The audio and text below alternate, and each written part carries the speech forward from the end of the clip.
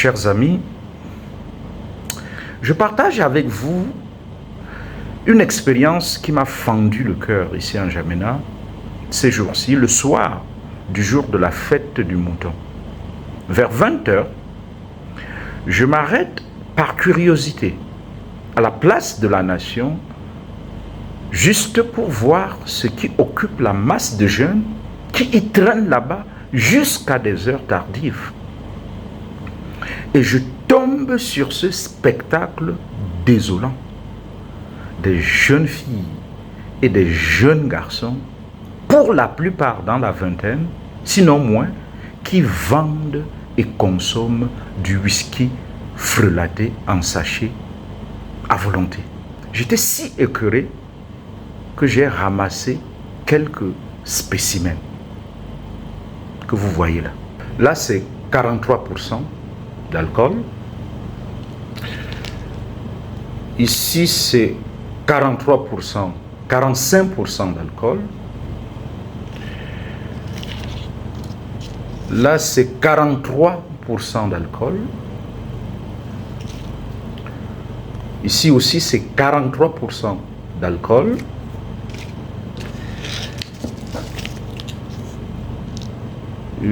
Ici, c'est 43% aussi d'alcool. Et là, c'est le champion, 45% d'alcool.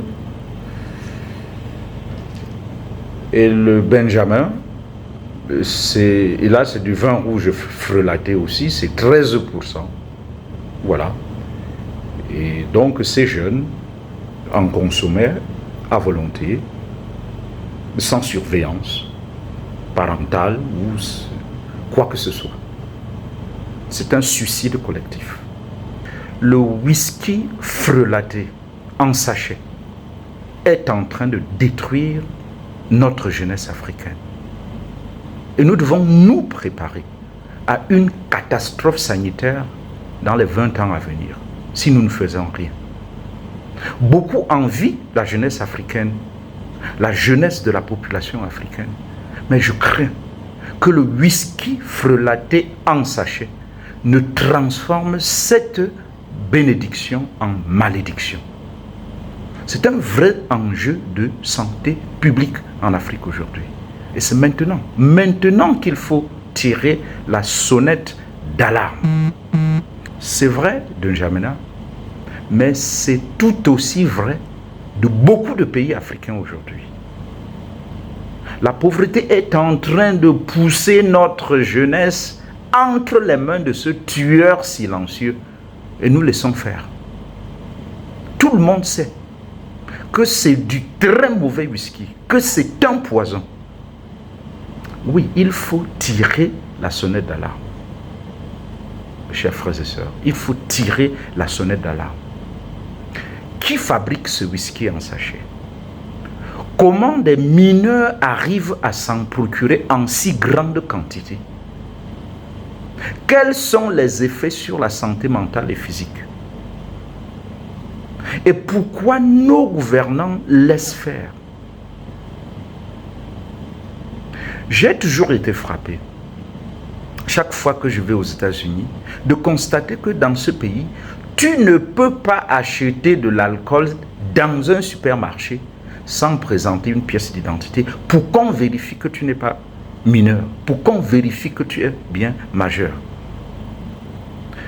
Dans nos pays, nous vendons nous-mêmes, nous vendons de l'alcool à des mineurs. C'est criminel. J'en appelle donc à la responsabilité sociale et sociétale, non seulement des entreprises, mais des vendeurs, des commerçants. Et je cherche des alliés pour qu'on constitue un front panafricain commun pour lutter contre ce fléau qui est en train de décimer une génération entière. Ce front commun panafricain va d'abord rédiger une lettre ouverte à tous les gouvernants africains, en anglais comme en français, et même peut-être en portugais ou en espagnol si nous le voulons. Et puis ensuite, nous allons nous constituer en comité de veille pour justement faire pression sur nos gouvernants pour qu'ils prennent des mesures qui s'imposent pour lutter contre ce fléau. Si ça vous intéresse, voici mon contact. Et c'est l'occasion pour moi ici d'interpeller l'Église catholique pour qu'elle s'investisse dans la lutte contre le whisky en sachet avec la plus grande énergie. C'est l'un des plus grands biens que l'on puisse rendre à la jeunesse africaine d'aujourd'hui et de demain. Et que Dieu nous y aide.